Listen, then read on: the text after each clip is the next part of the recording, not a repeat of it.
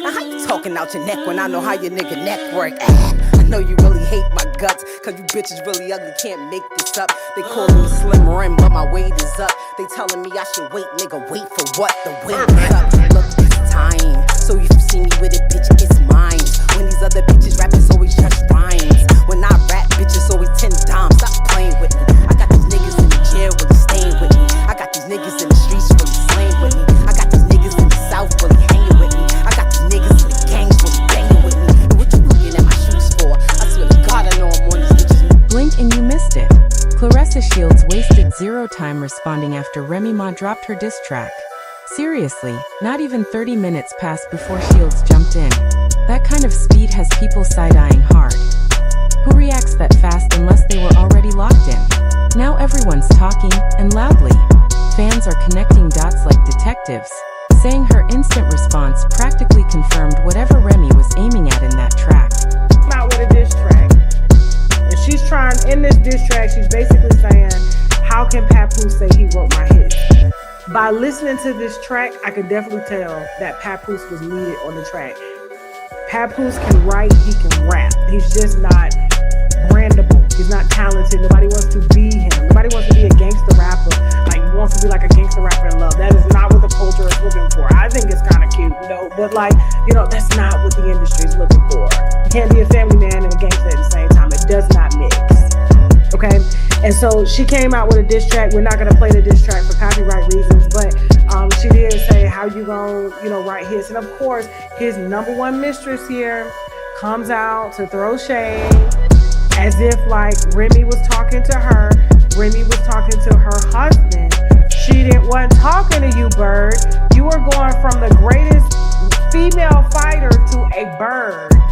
This is bird dirty foot behavior. Just when you think it couldn't get messier, the rumor mill spins up something wild. People are claiming Claressa has been watching Remy from a burner account. Let that sit for a second, because that's next level sneaky. And honestly, the timing is way too clean, almost too perfect. This doesn't feel random or casual at all. It feels planned, like she was already locked in, eyes glued, just waiting for the exact moment to strike. That kind of energy has the internet buzzing right now, because let's be real. When there's no tension, no back and forth, no drama, people lose interest fast. That's just how the game works, no matter who you are. Right now, a lot of folks online are saying that when Claressa isn't in the middle of something heated, the content starts to feel a little flat, like it's missing that spark, that edge that keeps people locked in and watching. And that conversation hasn't quieted down. It's getting louder by the day, with more people jumping in and sharing the same take. Then out of nowhere, everything flips into full flex mode. Now there's chatter that she might have bought her brother a car. It's not fully confirmed, but the timing has people talking. Right after that, she's spotted sitting in a $200,000 Corvette, calling it her dream car, like she just leveled up in real life. And she didn't stop there either. She made it clear she already has an SUV, another vehicle, and a Camaro in the lineup. Now she's saying this Corvette is the final piece, like she just completed the whole collection. I don't know, but my dream car has always been a Corvette. A Corvette Z06 has always been my dream car since I was a little kid. Yes, it's always been my dream car. I done sat in the car, y'all. Look at this. Look at this. Y'all got to be crazy to be playing with me like this. They don't like me because I'm sitting there rolling in today. Batmobile today. That kind of talk has people giving serious side eyes, wondering whether any of this is actually real, or just another flashy moment crafted perfectly for the timeline. At this point, people aren't just watching casually anymore, they're analyzing. They're connecting dots, revisiting timelines, and questioning everything. The quick responses, the luxury posts, that sudden shift in energy, it's all under a microscope now. And let's be honest, the whole situation feels a little too familiar. It's like we've seen this pattern before, just with different names and slightly different details. The vibe is triggering flashbacks to that moment at the Gucci store in Los Angeles. You know exactly the one. Everyone was locked in on that $31,000 piece. Whether it was alligator print, crocodile texture, or something in between didn't even matter at that point. People weren't focused on the design, they were focused on the price tag. $31,000. That number alone carried the entire conversation. Now here we are again, circling back to the same question. Why spend that kind of money just for a label? Because if we're being real, you can put together a clean, polished look without going anywhere near that price range. Brands like Coach or Michael Kors can deliver a sharp, put-together outfit for a fraction of the cost. You don't need to go overboard just to prove a point. Style has never been about the price tag, it's about how you wear it. But that's exactly where people get caught up, chasing the name instead of building the look. And now that debate is louder than ever. Everyone has an opinion, and nobody's holding back. Social media has turned into a full-blown discussion panel, with people weighing in from every angle. But there's another layer to all of this that's really got people talking, and this one hits differently. The conversation around Claressa has taken a surprising turn.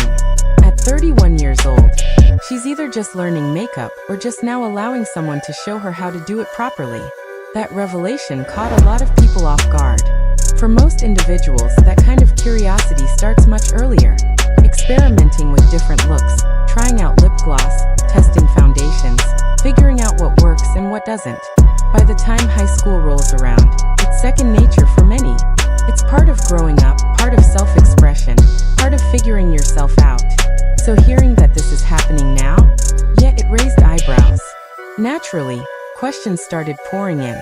How did this never come up before? How did something so common stay off the radar for so long? And with everything else already happening, this just adds another layer to an already complicated narrative. People can't stop talking about it because it feels unusual. By high school, most people have at least experimented a little, especially when trying to impress someone or present themselves in a certain way. Nothing extreme, just small touches. It's normal. So hearing there was little to no experience until now has people questioning more than just that one detail. It's making them look at the bigger picture differently. And it goes even deeper. This isn't the first time something like this has surfaced. There was an interview where someone mentioned having to show Claressa how to shave her underarms and guide her through other basic routines she wasn't familiar with at the time. Now people are stacking these moments together, connecting dots, and forming a narrative that feels bigger than any single instance. That bigger picture is exactly what has everyone locked in right now. But let's get to what really has people paying attention. Papoose. He's been completely silent. No posts, no reactions, no statements, nothing. And people are noticing a pattern. Every time things start heating up, every time names start circulating and tension builds, he disappears. Not dramatically, not with any announcement. He just steps back, watches everything unfold, and says absolutely nothing. Meanwhile, Remy Ma drops a diss track, and it starts gaining traction almost immediately. We're talking hundreds of thousands of views climbing quickly, and that's without heavy promotion. Just pure attention and curiosity driving it forward. Then, almost right on cue, Claressa steps in, and the timing doesn't go unnoticed. Her first move, posting a song. Gorilla Stop Playing. Not everyone recognizes the track, but the message behind it feels intentional. And then she follows it up with a meme. And that's where things really start to get messy. The meme reads, "Throwing shade from the gutter has to be a crazy experience." Now people are dissecting that line like it's a coded message. Who is it aimed at? Why post it at that exact moment? Because with timing like that, nothing feels accidental. It feels deliberate. That's the question everyone is asking now. Who is that really for? And it doesn't stop there. People are saying this isn't new behavior. According to viewers, Claressa has been throwing subtle shade for a while. Nothing overly aggressive, just small comments, slick remarks, and moments that feel just intentional enough to notice. At first, it was easy to overlook. But now, with everything happening at once, people are starting to recognize a pattern. A lot of viewers believe those subtle shots have been aimed at Remy Ma all along, just delivered in different forms over time. And that's where the tension builds. Because from their perspective, everything seems fine when Claressa is the one making comments, going live, or throwing in direct jabs. That energy stays consistent. But the moment someone responds directly, the tone shifts, and now people online are calling that out as playing the victim. Whether that's fair or not, it's the narrative gaining traction right now. Then, right in the middle of all this chaos, there's a sudden shift. Out of nowhere, Claressa posts something completely different, and it immediately grabs attention. It turns out it's Lemmy Plummer's birthday, the head of Zeus Network. And suddenly, the tone changes. She's celebrating him, showing love, and even promoting his track Baddies. It's a sharp pivot, but people didn't miss the timing. While that track is gaining momentum, some are pointing out that it's getting more attention than Claressa's own music, like Faithful, and other songs she's been pushing. And yes, people are definitely talking about that. Then comes the full Instagram birthday post. Happy birthday, tagging Lemmy, complete with champagne emojis, balloons, and celebration energy. On the surface, it looks like a standard post, but given everything else happening, people are analyzing it closely. Because now nothing feels random.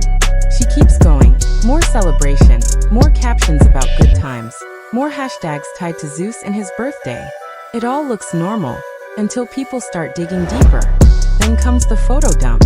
One picture with Remy, another with her, Papoose and Remy, others featuring that same circle. At first glance, it looks like regular industry networking. Nothing unusual. But then the tone shifts again. She includes screenshots from that Claressa Shields and F. Crew situation. A moment people remember clearly. That was when she stepped in, addressed things directly, and made her stance known. She set boundaries, made expectations clear, and shut down any room for surprise drama. It was a tense moment, and people didn't forget it. So now the question is, why include that in a birthday post? Why bring back a moment filled with tension while celebrating someone? That's what's confusing people. It doesn't fully match the celebratory vibe. And at the same time, she's promoting the Baddies track again. So now people are wondering, is this really about celebration? Or is it about promotion? Especially when her own music isn't getting the same push right now. Meanwhile, Remy Ma's diss track continues gaining momentum. Then Remy jumps into the comments. Casual, unbothered. A simple thank you, with prayer hands and a heart emoji. A light laugh about the last slides. A let's get it with a money bag emoji. That response alone says a lot. No tensión. No reaction. Just calm energy. Meanwhile, the internet stays in full detective mode. Claressa replies playfully, asking for the pictures in full 4K, adding laughing emojis. On the surface, everything looks light and friendly, but the comment section tells a different story. One commenter points out the contradiction directly. She previously checked them and stood her ground, but now she's working with them. That hits hard because it echoes what many were already thinking. Another comment claims Papoose doesn't let her out of his sight, but people are questioning that too. Based on what's being observed, that doesn't seem entirely accurate right now. There are rumors of distance, not just physical, but emotional and mental as well. So now the conversation shifts into something deeper. What's real versus what's being presented online? That always together image is being questioned heavily, because social media can make anything look perfect, even when reality is far more complicated. Then Claressa responds directly, "Girl, we in love." And just like that, reactions explode. Some believe it, others question it. Then another commenter says the last two pictures were unnecessary, and Claressa responds instantly, "Yes, they were. No hesitación." And that response makes it clear, those posts weren't random. They were intentional. Now everything feels more calculated. People are tying it back to Remy Ma's lyrics, interpreting these posts as indirect responses, messages without names attached. And that's what makes it messy, because at the same time, Claressa had previously said she didn't want to be associated with the Baddies label due to its image. So now people are asking, what changed? Why promote it now? Why go this hard publicly? The inconsistency isn't going unnoticed. People are digging deeper, comparing posts, asking if others in that circle did the same. From what they're seeing, this level of posting isn't typical, unless there's something happening behind the scenes.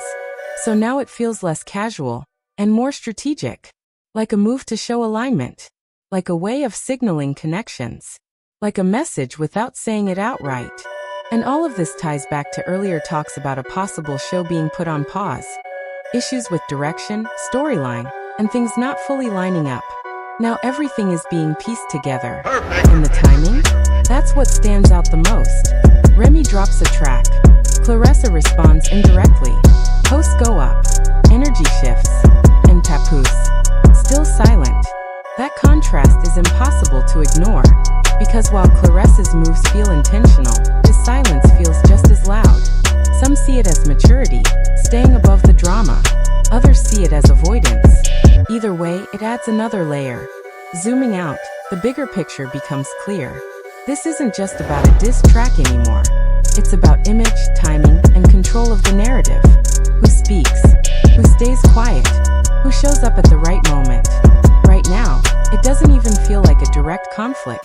It feels like a series of calculated moves.